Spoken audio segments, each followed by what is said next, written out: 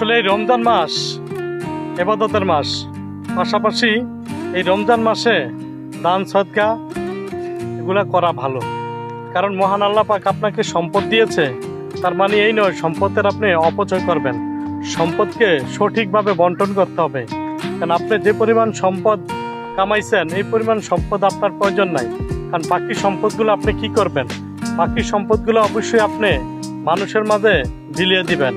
যেমন প্রতি বছরেই জাকাত দেওয়া হয়, জাকাত দিলে আপনার সম্পদ পরিশুদ্ধ হয়, শুদ্ধ হয়। তাই আমরা সবসময় সঠিক নিয়মে জাকাত দেওয়ার চেষ্টা করব। কারণ জাকাত দিলে এটা আমাদের কাছে জাকাত মনে হতে পারে, কিন্তু এটা হলো একজন গরিবের অরিজিনালি হক। আমরা গরিবের হক যদি মেরে খাই, কাল কিয়ামতের মাঠে আল্লাহ পাক আমাদেরকে কঠিন শাস্তির ব্যবস্থা করবে। তাই আমরা সবসময় আমাদের যে সম্পদ আছে সেটা যে নিয়মে ইসলাম বলে দিয়েছে আমরা সেই নিয়ম অনুযায়ী আমরা এটাকে বন্টন করে গরিবের মাঝে বিলিয়ে দিব।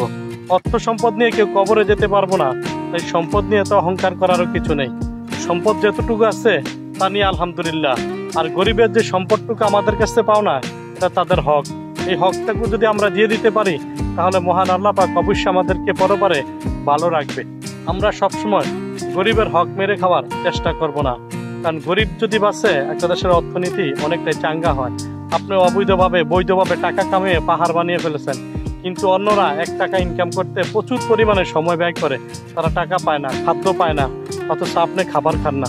আমাদের দেশের যে কথা যদি বলি, গুলশান, বনানী এসব জায়গাতে এক একটা ফ্ল্যাটের ভাড়ার দাম 1.5 লক্ষ টাকা বা 1 লক্ষ টাকা, কিন্তু অথচ কিছু মানুষ আছে যারা পুরান টাকা থাকে 5,000, 6,000, 10,000 টাকা দিয়ে ঘর ভাড়া দিয়ে থাকে। তাহলে বুঝেন কোথায় 1.5 লক্ষ টাকা আর কোথায় 5,000 টাকার ভাড়া। এই বৈষম্য একটা রাষ্ট্রের জন্য খুবই ক্ষতিকর। তাই আমরা বলবো আপনারা ওই বিশাল অট্টালিকায় থাকেন, দামি দামি ফ্ল্যাটে থাকেন বলে গরিবদেরকে অবহেলা করবেন ঠিক না। বরং গরিবের হক আছে আপনাদের উপরে, কারণ এটা আপনাদের কাছ থেকে গরিবের পাওনা। তাই পাওনাটা পরিশোধ করে দিয়ে নিজেকে শুদ্ধভাবে গঠন করুন, তাহলে ইনশাল্লাহ পরকালে ভালো থাকতে পারবেন। আপনি ধনী ব্যক্তি হয়েছেন বলে আপনি আপনার পার্শ্ববর্তী যারা আছে তাদেরকে খবর নেন না, এটা ঠিক না। আপনার পাশে কোন ব্যক্তি সেহরি খায় না, কোন ব্যক্তি ইফতার খায় না, তার খাবারের ব্যবস্থা করে দেওয়ার দায়িত্ব আপনার। কারণ আপনার ধন সম্পদের পিছনে মহান আল্লাহ পাকের কোনো না কোনো নির্দেশনা চলতেছে। মহান আল্লাহ পাক আপনাকে সম্পদ দিয়ে যেমন পরীক্ষা করতেছে, আবার সম্পদ আপনার কাছ থেকে নিয়েও পরীক্ষা করতে পারে। তাই অবশ্যই গরিবের হকটুকু গরিবকে বুঝিয়ে দিবেন, তাহলে মহান আল্লাহ পাক আপনার ওই সম্পদগুলিকে হয়তো ওই গরিবদের দোয়ায় ইনশাল্লাহ আপনার কাছেই থাকবে সবসময়। গরিবরা আপনাদের কাছ থেকে যে সম্পদ পাবে সেটা ঈদের নামাজে যাওয়ার আগেই পরিশোধ করে দিয়ে তারপরে নামাজে যাবেন, তাহলে পরপরে ভালো থাকবেন ইনশাল্লাহ।